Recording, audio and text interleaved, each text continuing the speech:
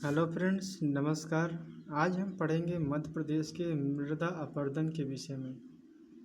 पिछले वीडियो में हमने पढ़ा था मध्य प्रदेश के मिट्टियों के विषय में। आपने उस वीडियो को देखा होगा। तो चलिए, आज का हमारा टॉपिक है मध्य प्रदेश के मृदा अपरदन। मध्य प्रदेश की मृदा अपरदन अधिकतर उत्तरी इलाका यानी मध्य प्रदेश के उत्तरी इलाका में भिंड, मुरैना, ग्वालियर साइड में अधिकतर मृदा की अपरदन होती है।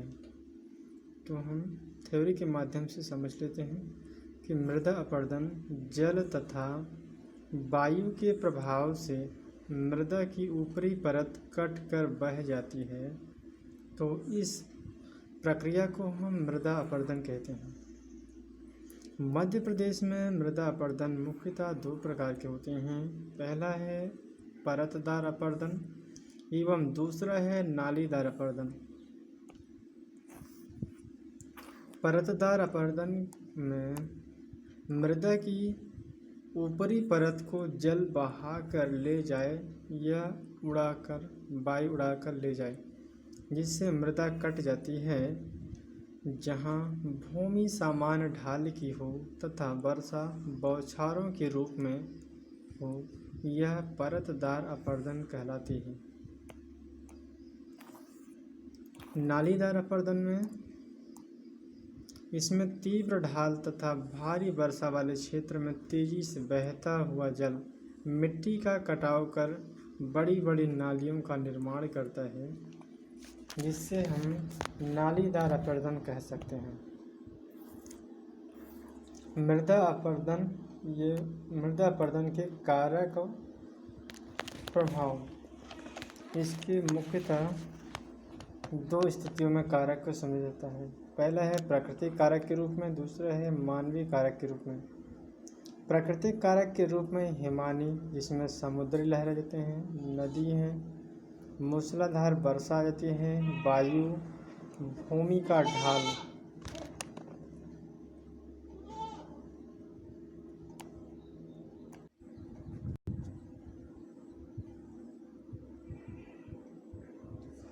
मानवीय कारक में आ जाता है वनस्पति का नाश, और इसके अंतर्गत पशु चारण आ जाते हैं, कृषि है, मनुष्य तथा जीव जंतु। पहला कारक हम समझ लेते हैं प्राकृतिक कारक। प्राकृतिक कारक से हमारे मृदा को कैसे प्रदूषित होता है। पहला है नदी।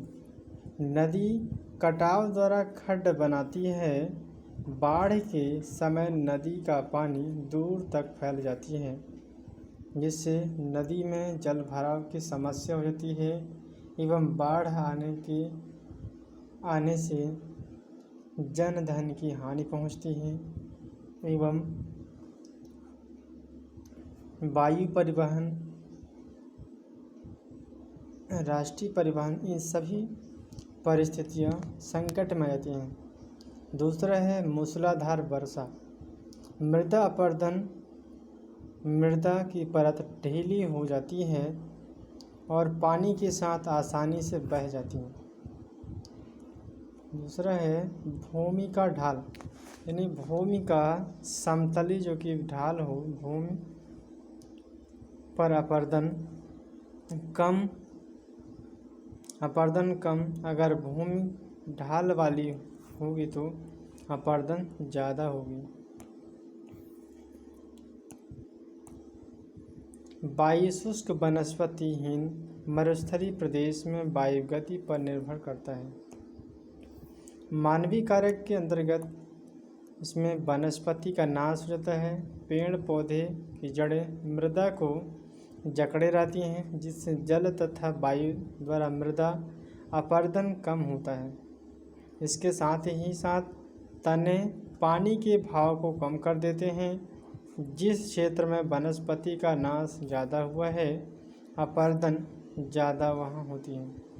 पशुचारण में अधिक पशुचारण से वनस्पति का नाश हो जाता है, जिससे पशु चरते समय अपने खुरों से मृदा की पकड़ को ढीला कर देते हैं, जिससे ढीला होने से यहाँ की मिट्टी पानी और वायु के प्रभाव में आकर आसानी से बह जाती है, जिससे मृदा का प्रभाव तेज हो जाती है।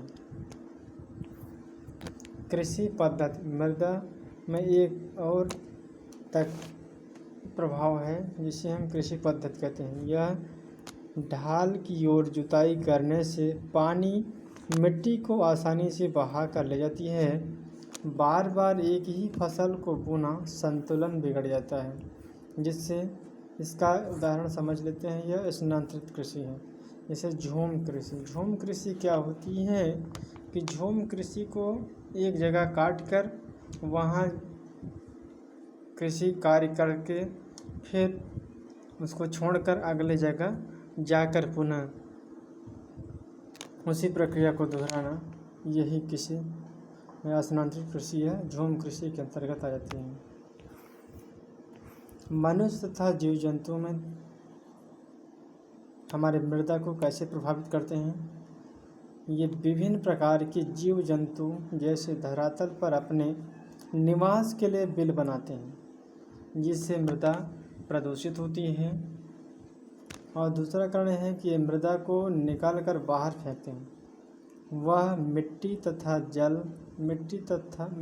जल तथा वायु के द्वारा आसानी से बह जाती है। मनुष्य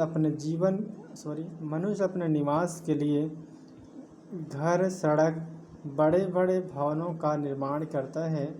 इससे भी मनुष्य मिट्टी की खुदाई करता है एवं इसका निर्माण करता है। इससे मनुष्य मिट्टी की खुदाई करता है। इस प्रकार भी कह सकते हैं कि मृदा की अपरदन तीव्र गति हो जाती है। अब इसके हम कुछ उपायों के बारे में देख लेते हैं कि मृदा अपरदन रोकने के उपाय कौन कौन से हैं। पहला उपाय है कि बांध बनाना। बाढ़ के कारण पानी का वेग बढ़ जाता है, जिससे मृदा का अपरदन तीव्र हो जाता है।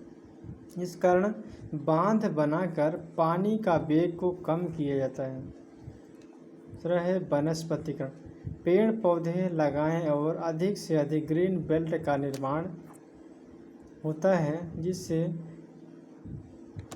मृदा की रोकथाम की जा सकती है। अगला है कि पशुचारण प्रतिबंध।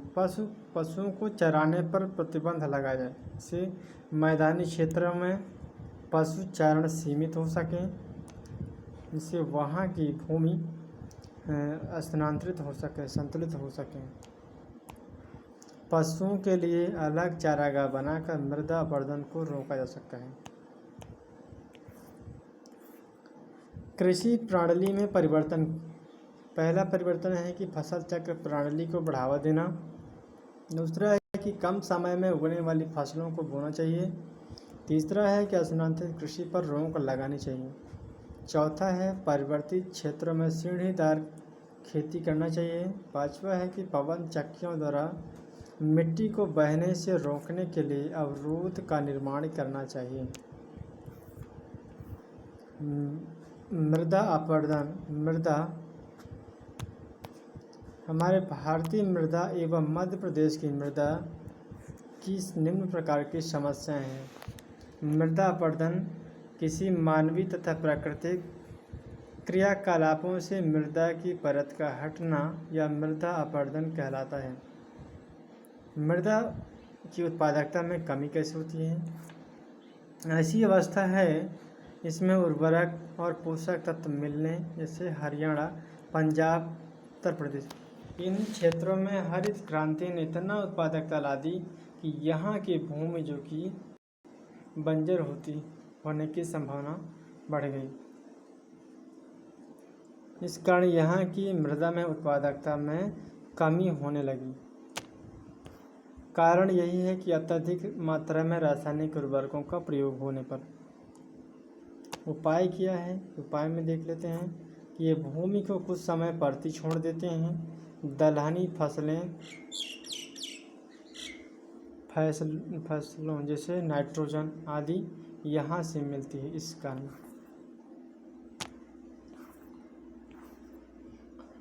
जल भराव की समस्या।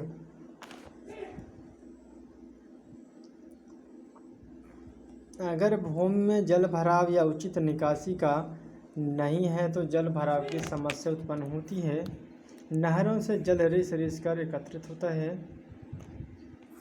निदान क्या है कि नहरों पर प्लास्टर करना चाहिए, भूमि का समतलीकरण करना चाहिए, अम्लता एवं क्षारीयता की समस्या को दूर करना चाहिए। जैसे हरित क्रांति वाले क्षेत्रों में पाई जाती है अम्लता एवं क्षारीयता।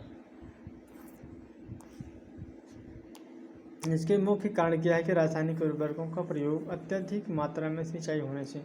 निदान क्या है कि निदाई एवं गुड़ाई के साथ किया जाए, दलहनी फसलों का प्रयोग किया जाए, जिप्सम तथा चूने का निक्षेप डालना चाहिए। इसमें है झोम कृषि